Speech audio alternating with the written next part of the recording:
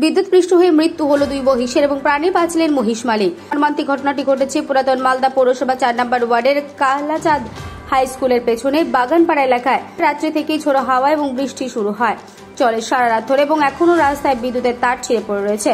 ভোর 5টা নাগাদ 4 নম্বর ওয়ার্ডের বাসিন্দা গণেশ যাদব কয়েকটি মহিষ নিয়ে ফাঁকা মাঠে চড়াতে যাচ্ছিলেন, কিন্তু রাস্তায় যেতে যেতে আচমকা দুটি মহিষ মাটিতে লুটিয়ে ছটফট করতে থাকে। এই ঘটনা দেখে মহিষের মালিক এগিয়ে যেতেই তিনিও বিদ্যুতের তারে বিদ্যুৎপৃষ্ট হন। কোনো ক্রমে সেখান থেকে পালিয়ে প্রাণ রক্ষা পান।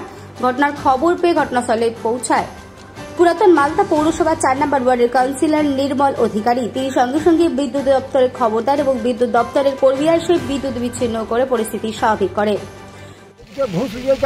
কখন?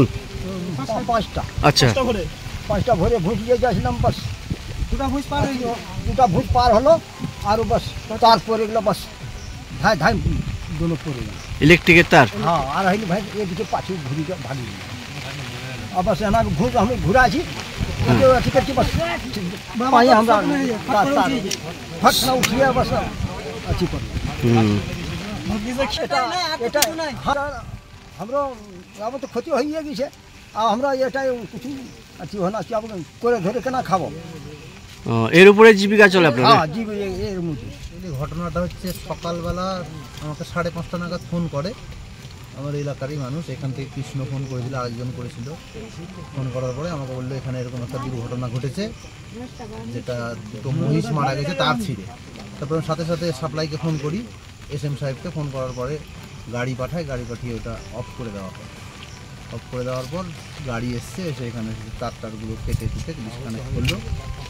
এখানে শর্ট সার্কিট থেকেই এটা হয়েছে, সম্ভবত প্রাকৃতিক দুর্যোগের জন্য।